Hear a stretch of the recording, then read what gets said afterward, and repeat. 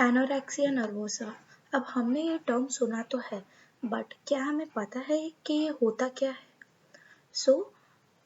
इसमें क्या होता है कि पेशेंट को भूख लगती है, बट वो जानबूझकर खाता नहीं है, वो स्टार्व करता रहता है।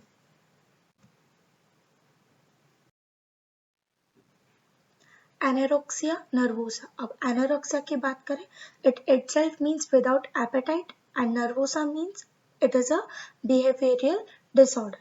So it is also a psychological eating disorder which is characterized by extreme restriction of food intake and intense fear of gaining weight and distorted body image.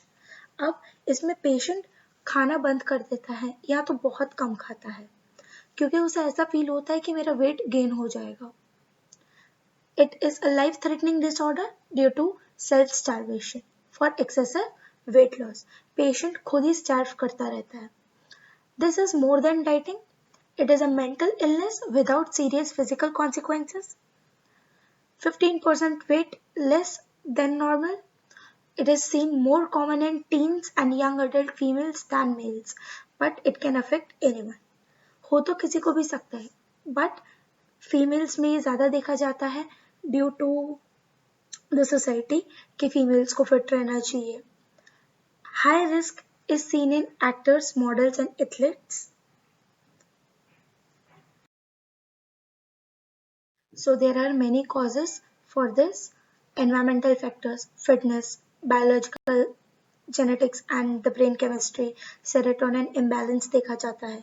Psychological, low self-esteem, anxiety, socio-cultural, pressure to be thin, media portrayals and peer influence. Symptoms. अब physical symptoms में क्या क्या देखते हैं हम? Extreme और drastic weight loss and the appearance of the patient is thin. Abnormal blood count की वजह से फटीग, इंसोम्निया, डिजीनेस, चक्कर आने लगते हैं। Intolerance to cold, body heat up हो जाती है। बिंज और पर्ज सिम्टम्स हम इसमें देखते हैं, जिसमें हम ये देखते हैं कि जब पेशेंट खा रहा होता है तब उसका कंट्रोल नहीं रहता है खाने पे और एबनॉर्मल थिंग्स करता है, वॉमिटिंग कर देगा जानबूझ के। फिर एक्सटेंसिव एक्सरसाइज। कुछ पेशेंट्स मेडिकेशन भी लेते हैं फॉर फास्ट मेटाबॉलिज्म। नेक्स्ट हम देखते हैं absence of menstruation in females which is known as amenorrhoea. Thin hairs, इसमें क्या हो जाते हैं, बाल जो होते हैं वो एकदम थिन हो जाते हैं और इजीली गिर जाते हैं। Constipation, abdominal pain and low blood pressure. Behavioural and emotional symptoms की बात करते हैं तो फर्स्ट स्किपिंग मील्स। उसने अगर ब्रेकफास्ट किया तो वो लंच नहीं खाएगा, डायरेक्ट डिनर करेगा। ईटिंग वेरी लिटिल, जब खाएगा बहुत कम खाएगा।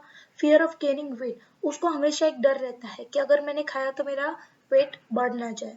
ऑब्सेशन विथ कैलोरीज, वो जो भी खाना लेके बैठेगा उसमें सोचेगा कि इसमें कितनी कैलोरीज है और वो फिर ही खाएगा। Next is dieting. Next excessive exercise, जैसे ही उसने खाया वो एक्सरसाइज करना शुरू कर देगा for weight loss. Social withdrawal, इसमें वो बाहर कहीं पे भी जाएगा वो वहां पे कुछ नहीं खाएगा, वो घर में आके खाएगा, वो भी बहुत कम। Cooking meals for others but not eating, अब दूसरों के लिए खाना बनाएगा बट खुद नहीं खाएगा। नेक्स्ट कॉम्प्लिकेशंस की बात करें तो एबनॉर्मल हार्ट रेट, जिसकी वजह से हार्ट फेलियर भी हो सकता है। ऑस्टियोपोरोसिस, माल नरिशमेंट, जिसकी वजह से क्या होता है, ऑर्गन्स जो होती है वो डैमेज हो जाती है। ब्रेन, हार्ट, किडनी फेलियर हो सकता है। इलेक्ट्रोलाइट इम्बैलेंस, जिसकी वजह से मसल फंक्शन चेंज हो जाता है। इनफर्टिलिटी भी देखा जाता है। ट्रीटमेंट, अब इसमें फर्स्ट इज मेडिकल केयर। इससे क्या होगा, पेशेंट की हेल्थ जो है वो स्टेबलाइज रहेगी। न्यूट्रिशन काउंसलिंग, इसमें हम पेशेंट को उसके हेल्दी ईटिंग हैबिट्स के बारे में समझा सकते हैं। Psychotherapy, CBT, cognitive behavioural therapy, effective देखा गया है बहुत सारे पेशेंट्स में। मेडिकेशंस की बात करें तो एंटी डिप्रेसेंट्स देते हैं in some cases. And last treatment is support systems which is the family based therapy. Family support करेगा तो पेशेंट ठीक हो सकता है। If you see someone you love and they may be struggling with this, approach them with compassion. उन्हें समझाओ कि आपका वेट लॉस करना ज़रूरी नहीं है, बट आपका ठीक रहना बहुत ज़रूरी है। उनको encourage करना है कि वो प्रोफेशनल हेल्प ले। उनको समझाना है कि लोग जो भी कमेंट कर रहे हैं उनके अपीयरेंस के बारे में उनको वो अवॉइड करना है। Thank you for watching.